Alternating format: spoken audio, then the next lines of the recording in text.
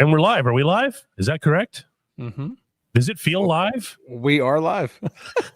I'm Dan Kovacevic of DK Pittsburgh Sports. He's Chris Halleck, and we're going to try something a little bit different today with Double Shot because why not, right?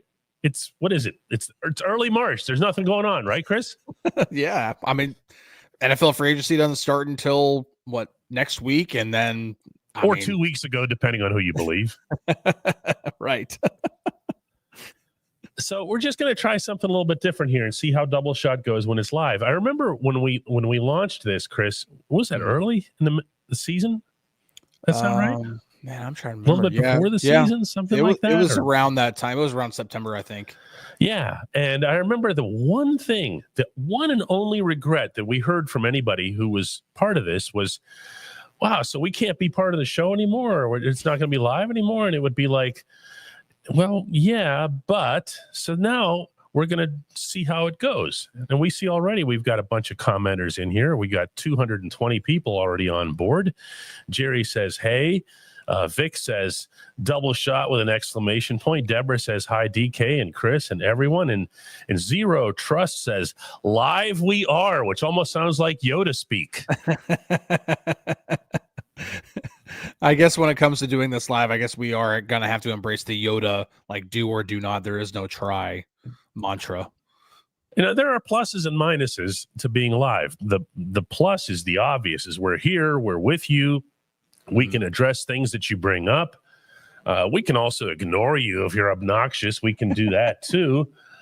And the minus is that, maybe it's not as, pristine in terms of production and everything else.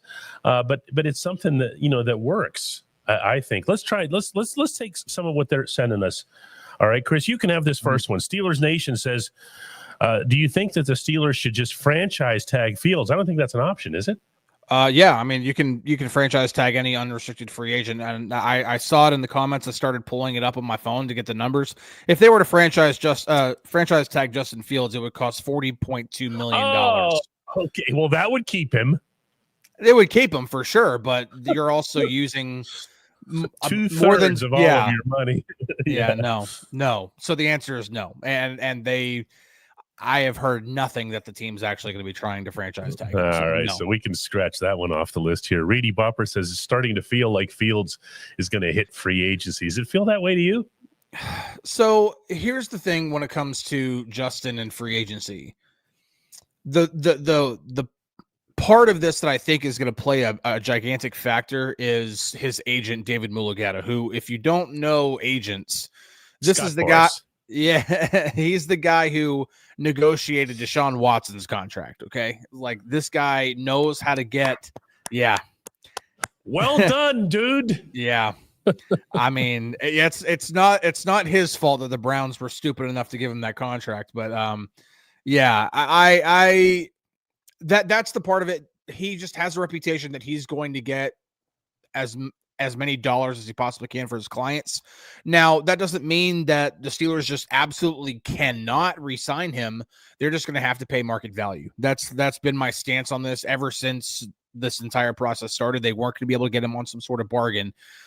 So they're going to have to pay market value, or maybe add if a 2-year deal is being floated out there, maybe they have to add a 3rd year, and guarantee a lot of the first 2 years. Yeah, I think part of what you'd have to do with Justin, and he's obviously in an unusual spot, Chris, meaning this whole scenario is unusual because he wasn't at season's end a starting NFL quarterback. Okay, yeah. So his bargaining position is, I think, confined to a potentially nefarious scenario. And hear me out on this, because all it takes is one team to set your market, 1 out of 32. And if the Jets reach out, and heaven knows they don't wait until any tampering period to do this, the Jets reach out to David Mulugeta and they say to him, hey, Dave, we want your guy. And we're ready to give him, 3 years and $100 million. And he knows this. Yeah. And oh, by the way, he believes it. He takes their word for it. Yeah. Then that's the market. That's the market. So he sits there with Omar, and Omar thinks he's really bringing it by saying 2 and 40. and he's already sitting there in the office with the Jets offer in his pocket. That's the market. That's the part that I'm really looking at more than anything else as being a driving factor in this, even though it should not be because it's not legal. Right. You know, and I know that when these periods start, amazing how quickly agreements are reached. Like, within 3 or 4 minutes. Yeah. I mean, they don't even bother trying to hide it. I know. It's funny because hilarious. Well, and that's what makes it funny because, that's what makes it funny. The fact that time, from noon next Monday until the actual start of the league year, which is when players can actually sign contracts, is constantly referred to even by the league as the legal tampering window. So does that mean that there's illegal tampering that's acknowledged by the league? I mean, now they're supposed to be punished for that. Like, teams are supposed to be punished for any kind of illegal tampering, but there's no, like, legal tampering itself is an oxymoron. Like, there's no tampering going on. It just means you're allowed to negotiate. And so, the Jets are the team to watch. I think there's going to be other teams that are interested too. I could see the Raiders being interested in Fields, and I think there's been, some scuttlebutt about that. But the Jets are the team to watch out because they're the type of franchise that's willing to just throw whatever money they possibly can, and they can clear $30 million in cap space just by releasing Devontae Adams. So they're the team to watch in this one for sure. Yeah, but then also if you're Fields, you end up going to the Jets. He wouldn't be going there unless he wanted to. Yeah. No, that's what I'm saying here. Okay, and didn't he have 3 years with a trash team? Eat up enough of his career and do enough damage. It'd be on him at that point. Yeah. Jonathan says, I like Fields too, but what about all those fumbles? Weren't they cleaned up by weeks? Why weren't they cleaned up by week 6 and not, summer camp or the preseason? That had to hurt him with Tomlin. How many, I'm not going to put you on a spot here, but wasn't it like 3 out of the 4 were just center quarterback exchanges?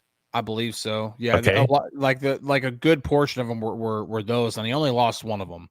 So he lost better than it was fumble. in Chicago. Yeah. Yeah. I have, this is a lot like talking about Jaylen Warren's fumbles where you say, he fumbled the ball 7 times. Okay. Yeah. That's not great. That's not ideal. He lost, meaning in his NFL career, he's fumbled the ball 7 times. He's lost 3 of them. That's 1 lost fumble per season. That is not some seismic impact on your football team. It's just not. In Justin's case, he lost 1 fumble and he threw 1 pick. So for us to talk about his capacity for turning the ball over or whatever is, I think, extremely unfair. And I think it's doing nothing other than attaching him to his time with the Bears, as opposed to just judging him for what we saw. He did not look like a reckless quarterback. Not in practices, not in training camp, not in any setting that I saw. I saw a center quarterback exchange that needed to be fixed. Mm-hmm. No, for sure. And that does need to be fixed because Arthur Smith's offense, there will be plenty of under center, and that just cannot be an issue. It just can't. I understand that's a lot of quarterbacks nowadays, play almost exclusively out of the shotgun, or even when they're not in the shotgun, they're in the pistol. And so they're not under center almost ever in certain systems, whether it be high school or college or both. But that's got to be cleaned up. It has to. That cannot be part of it. And from what I've heard just from a little bit, that's probably one of the most frustrating things about Justin and his performance last year. It wasn't, almost anything else. And you mentioned that you didn't see a lot of reckless. The game that I remember in which he was probably most reckless was that loss against Indianapolis. And he was also the only one of the only reasons. Yeah, he was one of the only reasons they lost by 3. Yeah. I mean, so he almost, I don't think the Indianapolis performance gets talked about enough. Yeah. He was almost single-handedly willing the Steelers into that game. They had nothing else going for them other than number 2. Mm-hmm. Yep. And this is a strong point too, I think, from DW's is Fields was also super limited in what the play calls were. I don't think as much of it as the play calls, Chris. I think of it more from the standpoint that the offense was only beginning to get geared toward him. Okay. Yeah. Arthur Smith will tell you that himself. Mm-hmm. Okay. Arthur, began making things happen for Justin, and the offensive line began doing that, and the wide receivers began doing that, and the tight ends began doing that. And then the plug was pulled on all of them by the Lone Ranger. Yeah. Okay, that's all that happened here. Now, the Lone Ranger looked really, really smart for about 3 or 4 weeks. Okay. But it turned out Tonto was onto something as well, you know? Yeah. I mean, is anybody even going to get that? I get it. I get it completely. No, so I keep going back through, and I understand why, you know, when you have a quarterback who's accomplished the things that Russell Wilson has, like, I get it. I understand it. And he did help take the top off of defenses. That deep ball started getting thrown, and it wasn't always absolutely perfect, but it was a different look. Justin was not hitting those the same way that Russ was hitting them. And but the problem is that they started living and dying by it, and they weren't able to move the ball unless they were throwing the deep ball. That was the problem. Phil says he also pulled the plug on Mason Rudolph. That team was behind him. It should have won the offseason with Mason. I'm not going to get we had our Mason time here. And Mason, you know, he was given another opportunity in Nashville. He did okay. I don't think Mason, you know, exactly went and stuck it to everybody with what he did in Nashville. But I think maybe Phil's general point stands that, you know, every once in a while, listen to the people who are involved in your offense, especially since you're not an offensive coach. Is that fair? Yeah, it is. But I also know, and this, different things that you learn while you're at the combine. The combine's a great place to network, a great place to talk to a lot of people.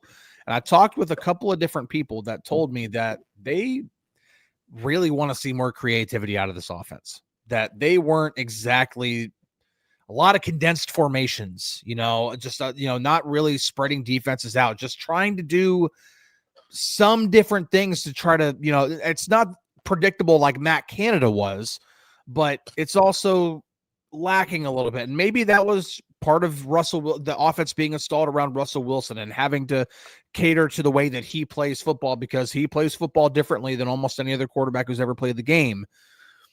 Maybe if Justin's the guy, Arthur Smith's offense looks a little bit different because he has a guy who he feels like can execute the things that he wants to do offensively. So maybe we'll see more creativity that way. I don't know. You would think you would with what Justin can do with his legs. Just got a personal delivery here. My new glasses. Did you see that? She came in. There's an iTeque. Is it called iTeque? They're 2 doors down here downtown, nice. And like my glasses came in. So she just walked in and brought them here. Let's see how they work. They feel a little heavier. Whoa. You know, when you try new glasses. Yes, I do. No matter what, they don't feel right. Yeah. And they're clean, as she points out, which would be a problem for me, because I'm not used to looking through clean glasses. That is really wild here. Alex says it seems like not much change for the Steelers in general. Should we expect the same results no matter what quarterback plays for us? Yes. Let me be the cynic on this one. Okay. Yes. Because ultimately, all of these various tentacles and everything else that we're talking about comes back to the same head. And when you have a problem with that head, so to speak, it's going to become a recurring thing.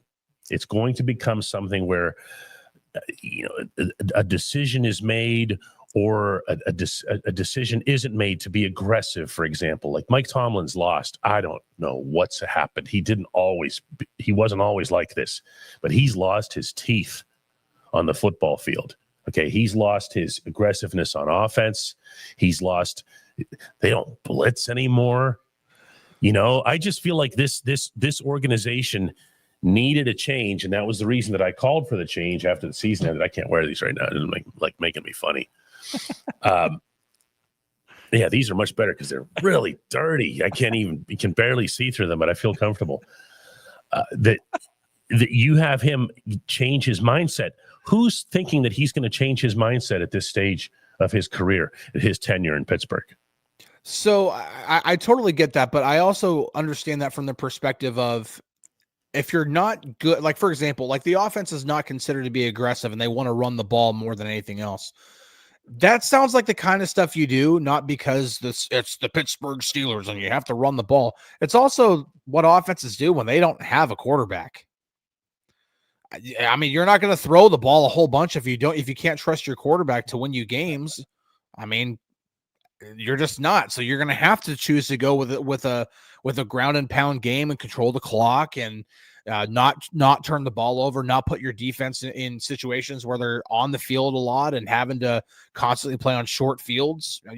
It comes with, I guess, risk management is the best way to do it when you don't have a quarterback that can win you football games. And unfortunately, even if Justin's the guy, that's not something they're going to find this offseason. They're not going to find the next franchise quarterback. They're not going to find a Ben Roethlisberger or a Josh Allen or whoever else this offseason. It's just not out there.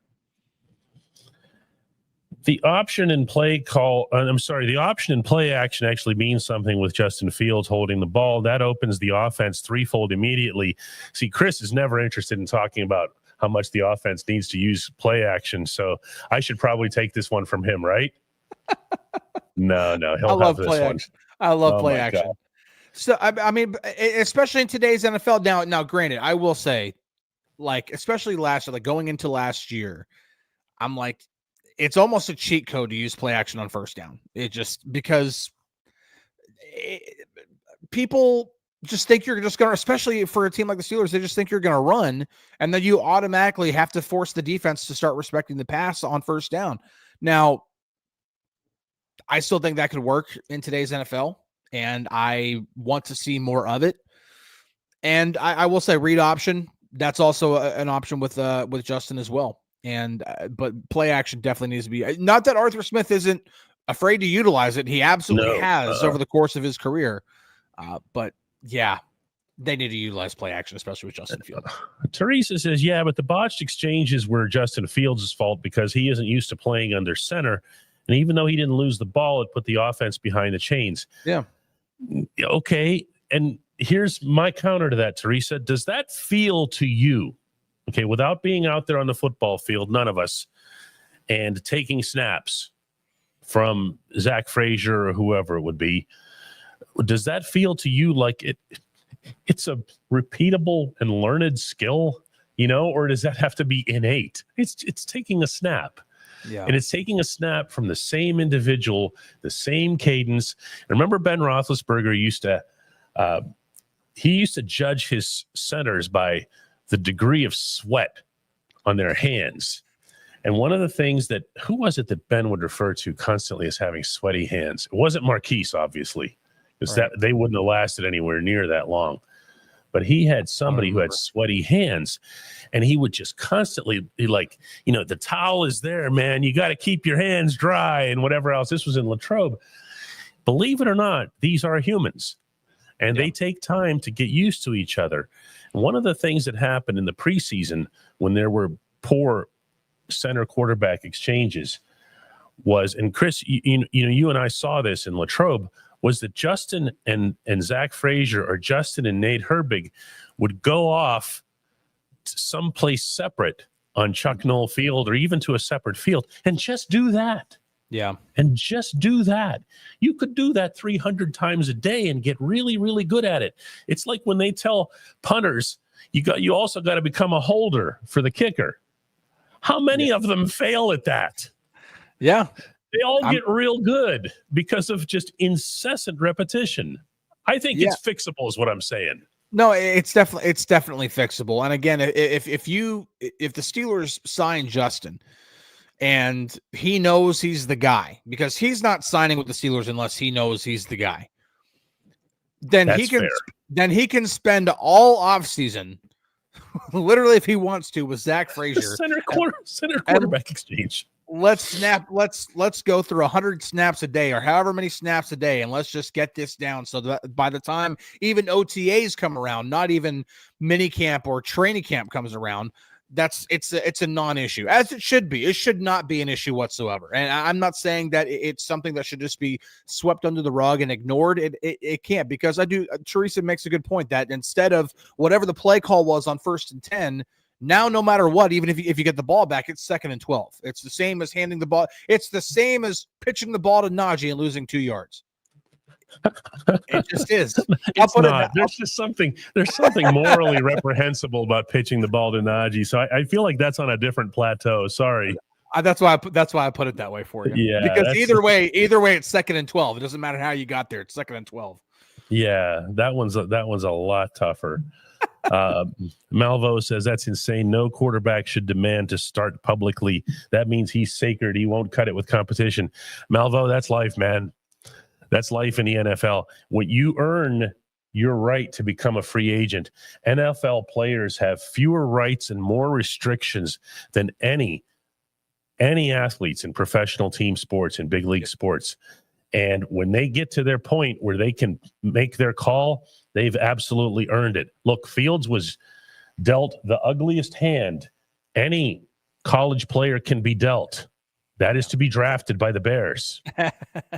Okay. And he put in his time with the Bears. He's now free to go where he wants and to go based on what it is that he wants. So, yeah, I wouldn't be begrudging him that here. Aloha from Maui, says Shaka Steele. For anybody who's wondering what the heck's going on today, we're trying a double shot live. If you came in late here, Chris and I, we're seeing how this goes. Hopefully, it goes well. We'd love to see some memberships come in as a result of this. Go to dkps.net/join. You become a member to all of the shows on this channel, whether it's the Daily Shots, the Double Shots, the Ramon Foster Show, Southside Beat, all of the shows that are on our Steelers family, Matt Williamson, Scouts Eye, all of that is here. Become a member. It's 99 cents a month, so it's like virtually nothing, right? Yeah. And we're going to be offering to members exclusive videos, exclusive content. We're not sure which ones just yet. But as Jay Moods puts it here, because we're not the type to get into like semantics, it's $1 a month. Pony up, says Jay Moods. You know what I mean? Yeah. Yeah, absolutely. It's doing live shows on here is always a good time. For the longest time, the Southside Beat, we did that live, and we do that live now, obviously as well. And but it was like every day, and there's a whole community here. Like it's the same people that like to, it's true, make the same comments and to the point where you almost feel like you kind of get to know each other, even though I haven't met the vast majority of anybody, but it's you almost feel like you know each other just because of the way the conversation can go. So we're gonna do this for like another, what do we have here? Let's go for another 7 minutes or so here and take some more of your questions as it relates to the Pittsburgh Steelers today. And I gotta tell you something, I'm not necessarily ruling out talking about other stuff too. You anything but politics. Yeah. Just send whatever it is that you have in this direction. LeConte Vaughn, which is a new name. I don't remember that one. Here, welcome. I'm pretty good with remembering names here. It says, we don't know what Justin Fields is until he has full reign. Yes, I like this point. If we gave Kenny Pickett the keys to the Benz, why not Justin? History is on Justin's side. Steve Young, Geno Smith. Yeah, somebody earlier, I don't remember who, Chris, said something like, why are we getting all excited about a guy who's a backup? Who labels who a backup? As I see it, at least I would like to think that this is the case. There are 40 to 50 starting quarterbacks in the world. Yeah. There are 32 teams. Mm-hmm. So there are probably enough decent backups where you could say there's another, whatever that would be, 8 or 18 or whatever it is, good quarterbacks who can come in and not embarrass you, who can conduct an offense. So the idea that he's been branded a backup, he's labeled a backup. The other thing people forget is that he's going to be entering his age 26 season. Yep. He's still a child in quarterback years.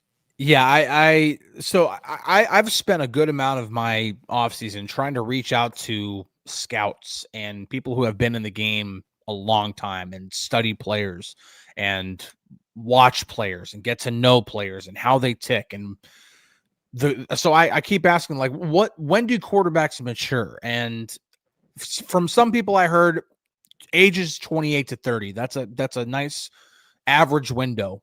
And then I've had a couple of other ones, and one of them has multiple decades worth of experience.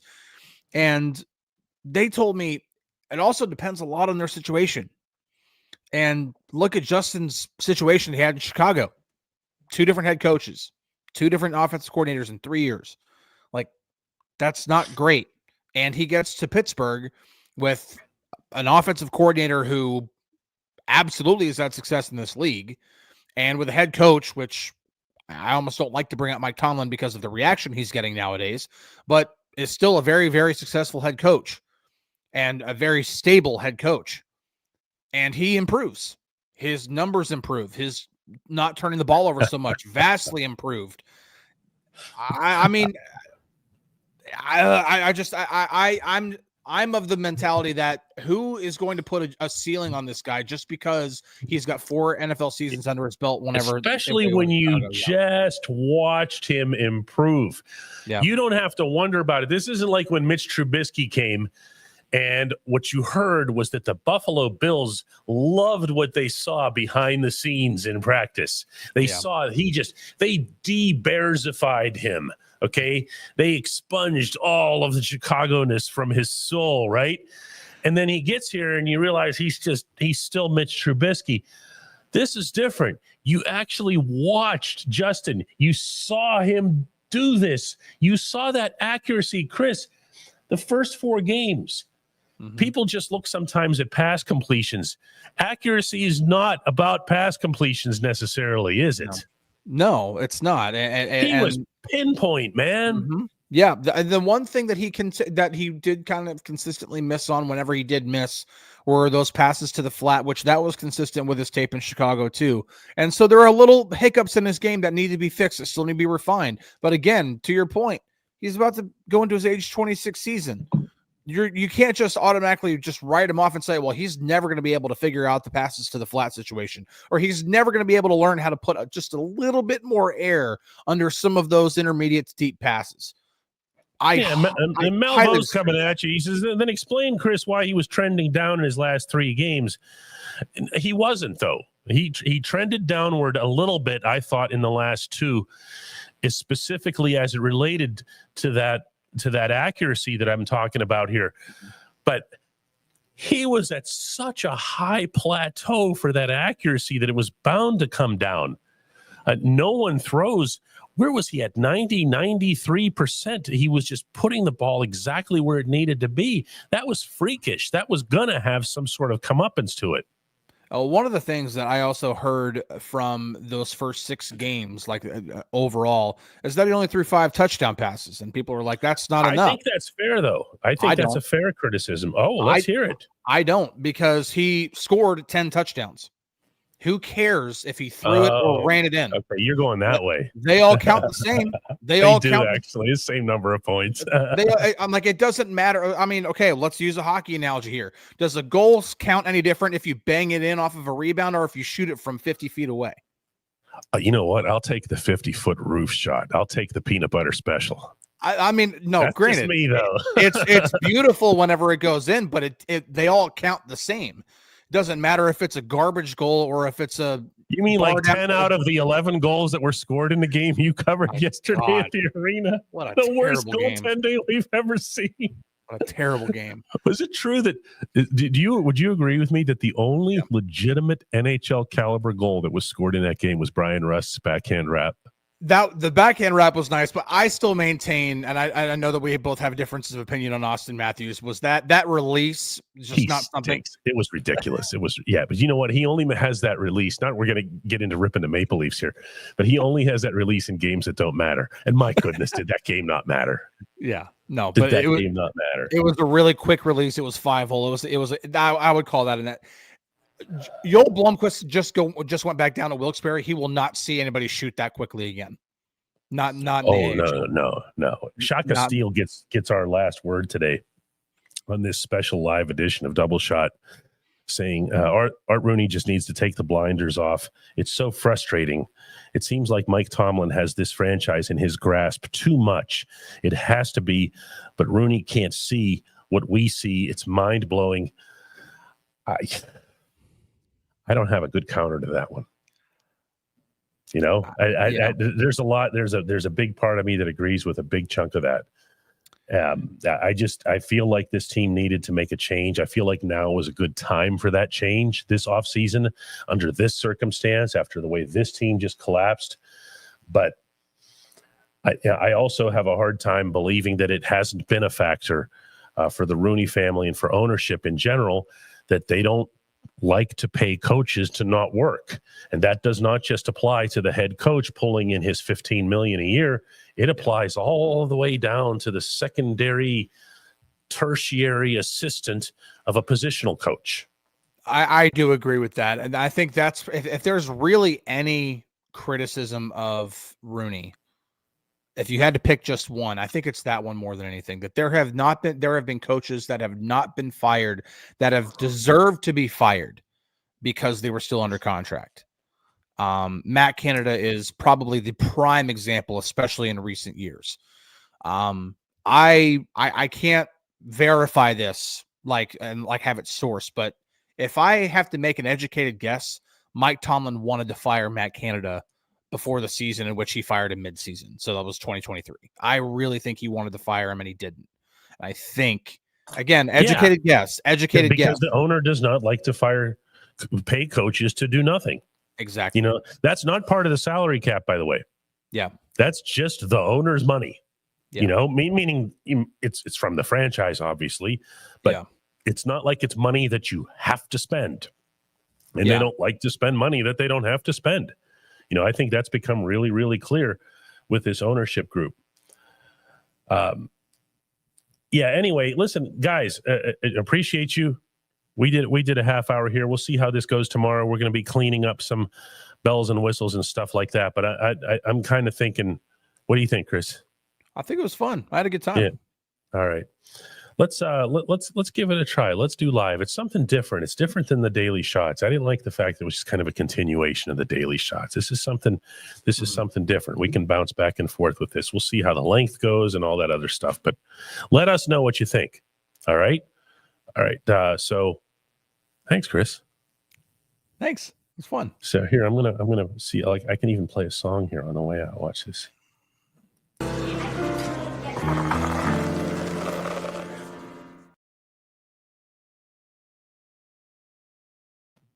We'll make it all slick tomorrow. Bye.